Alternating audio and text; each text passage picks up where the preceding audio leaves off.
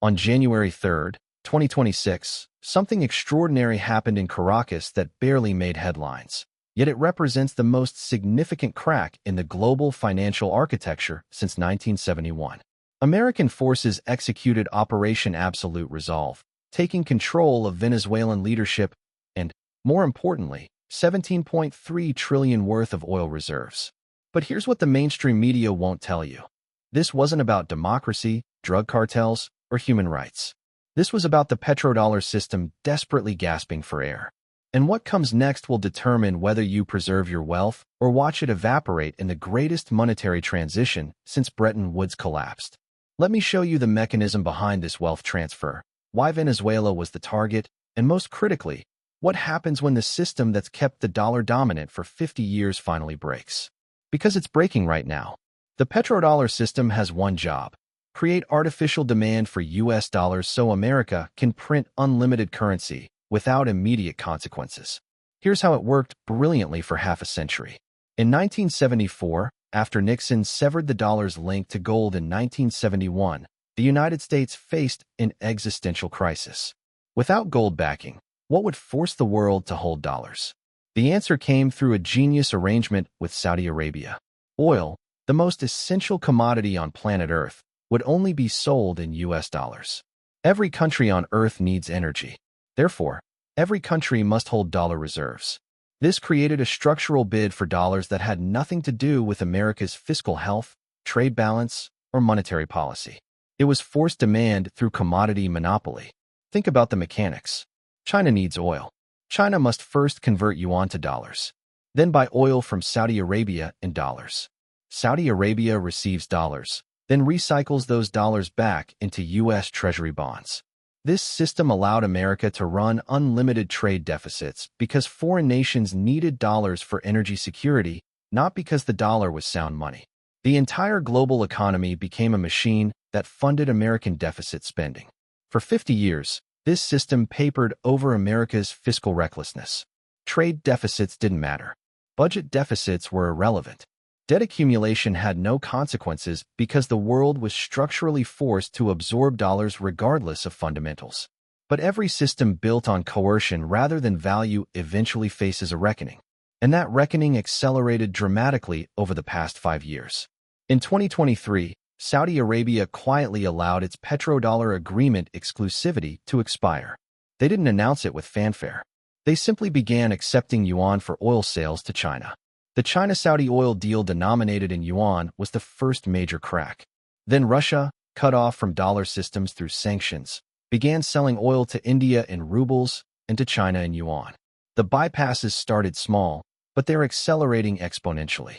By 2025, approximately 23% of global oil transactions were settling in non-dollar currencies, up from less than 5% in 2020.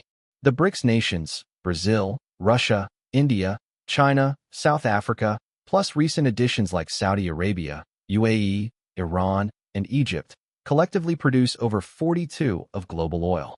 They're systematically building payment systems that bypass the dollar entirely. The BRICS cross-border payment system, launched in 2024, processed $480 billion in settlements last year. China's CIPS system, the cross-border interbank payment system, handled $12.3 trillion in 2025. These aren't hypothetical alternatives.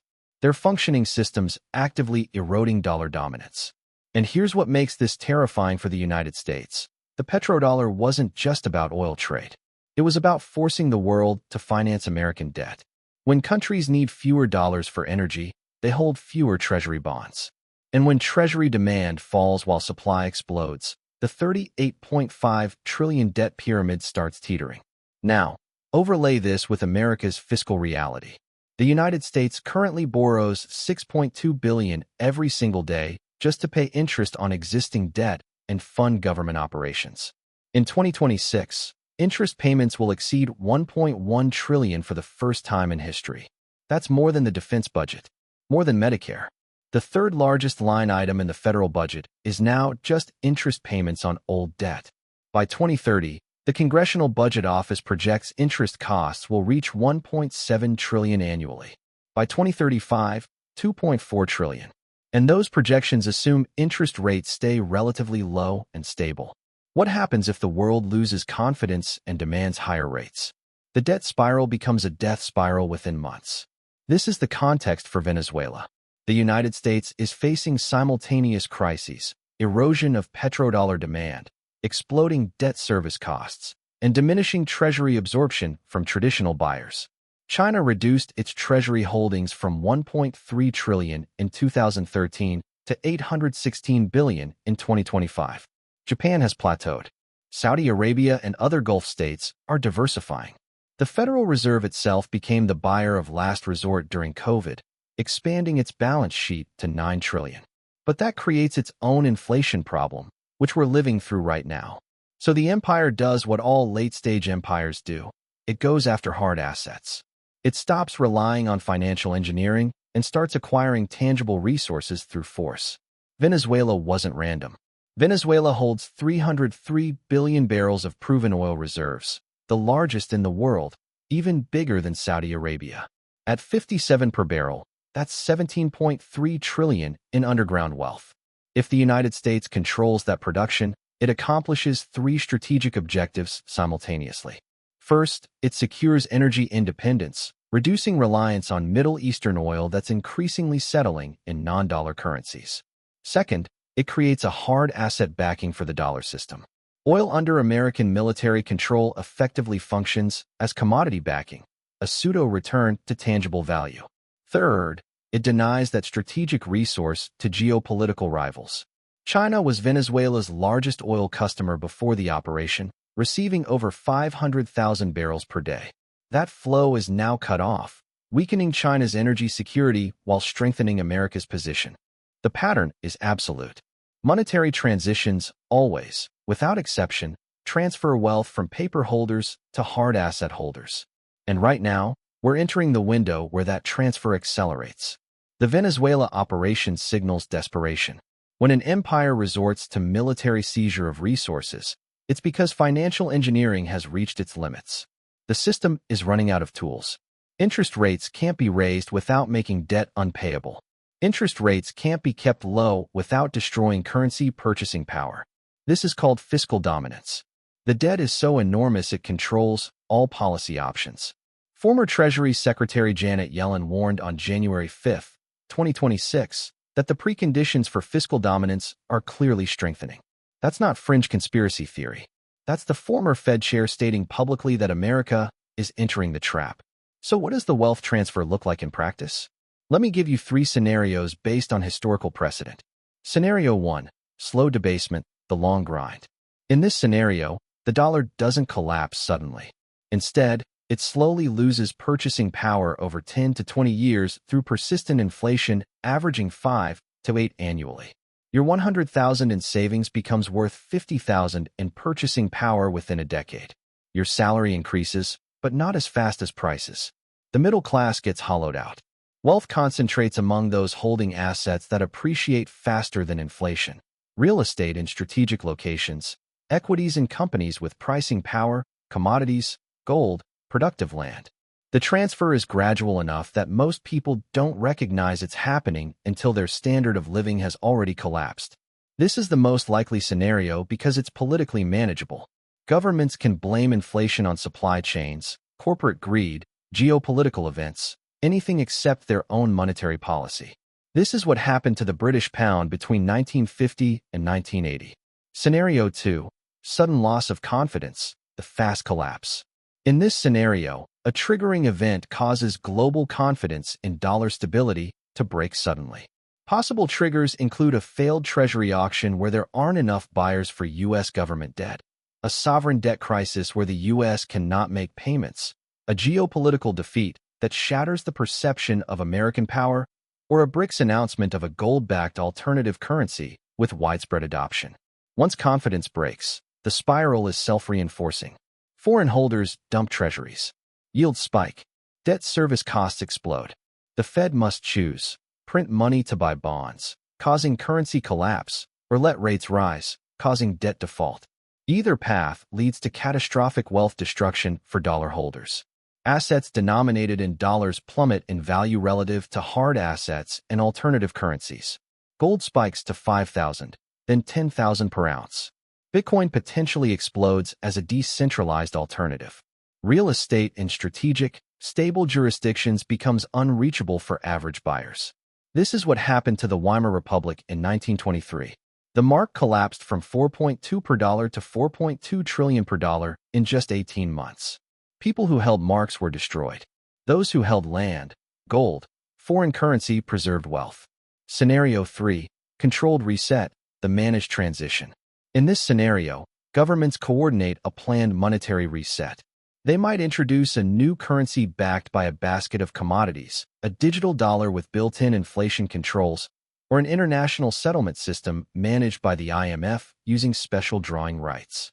The reset involves debt restructuring, likely a haircut where bondholders take losses, currency redenomination where old dollars are exchanged for new dollars at a reduced rate, and wealth taxation to fund the transition, possibly one-time asset levies on real estate, securities, bank accounts. This is the most orderly scenario, but it still involves massive wealth transfer. Those holding government bonds take significant losses. Those with diversified international assets, hard commodities, and tangible property fare much better. This is similar to what happened after World War II with Bretton Woods, but that reset happened from a position of American strength.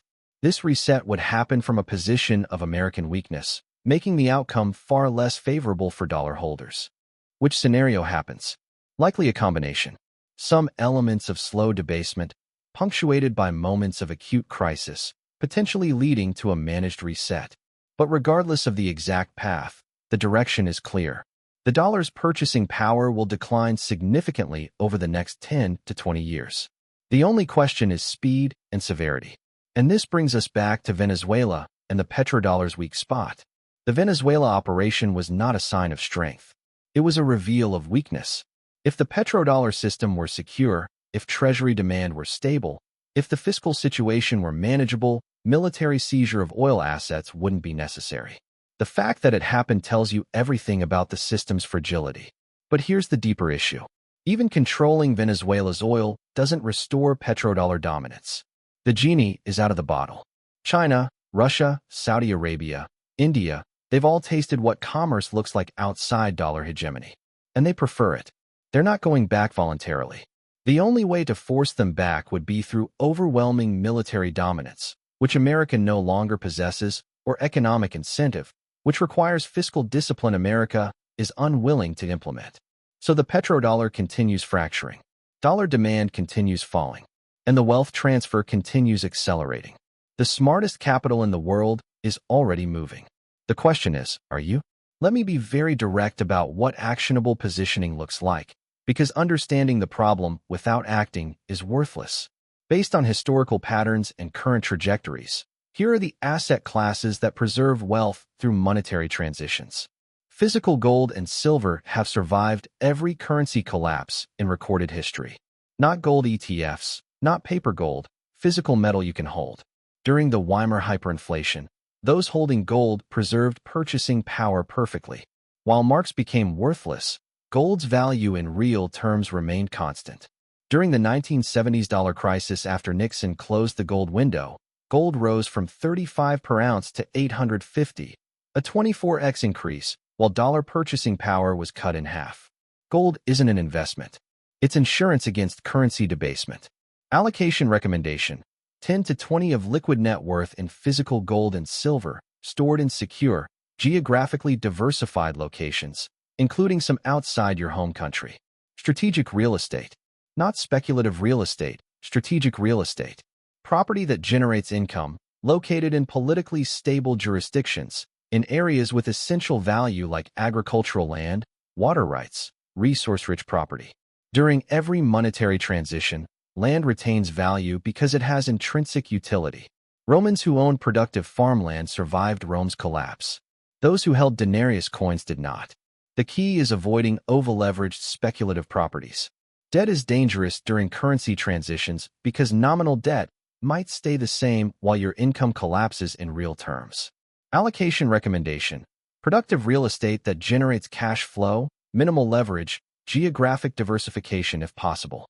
Productive businesses and equities with pricing power. Companies that produce essential goods, control scarce resources, or have strong brands that can pass costs to consumers. During inflationary periods, these businesses can raise prices and maintain real profit margins. Examples include energy companies, agricultural producers, infrastructure, and certain technology platforms with network effects. The key is avoiding companies dependent on cheap debt financing. When interest rates spike or credit markets freeze, over-leveraged companies collapse. Allocation recommendation: 30 to 40 in carefully selected equities, focused on companies with strong balance sheets, pricing power, and essential products. Alternative currencies and international diversification. Holding 100 of your wealth in dollars is concentration risk. Diversify into currencies of creditor nations: Swiss francs, Singapore dollars, Norwegian kroner. Countries with low debt, trade surpluses, and commodity wealth. Also consider decentralized alternatives. Bitcoin and certain cryptocurrencies function as non-sovereign stores of value. They're volatile, but they're also uncorrelated to traditional financial systems. Allocation recommendation: 10 to 20 in alternative currencies and decentralized assets, with appropriate risk management given volatility. Skills and human capital. The most underrated asset is yourself. In times of monetary chaos, specialized skills retain value. Healthcare, engineering, skilled trades, agriculture, technology. If you can provide essential services, you maintain earning capacity regardless of currency stability. Invest in education, certifications, and capabilities that remain valuable across economic systems. Geographic optionality. This is about freedom of movement. Second residences, second passports, international banking relationships. When capital controls get implemented, those with optionality can move. Those without are trapped. This isn't about being unpatriotic. It's about recognizing that governments in crisis implement desperate measures. Having options provides protection. The 142,000 millionaires relocating this year understand this deeply. Now, let me address the psychological barrier most people face when confronted with this information. Normalcy bias. The assumption that tomorrow will look like today. That the systems we've lived under our entire lives are permanent and stable. History proves otherwise repeatedly. The Roman citizen in 250 AD didn't think Rome would fall. The British citizen in 1920 didn't think the pound would lose reserve status. The Soviet citizen in 1985 didn't think the USSR would collapse within 6 years. Yet all these things happen because mathematical forces override wishful thinking. When debt becomes unpayable, when currency loses credibility, when empires overextend, the system resets. Not smoothly, not fairly, but inevitably. The Venezuela operation on January 3, 2026, is a data point in a larger pattern. Watch what happens next. More resource acquisitions through military or coercive means.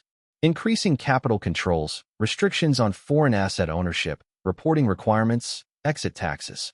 Accelerating inflation in essential goods, food, energy, healthcare.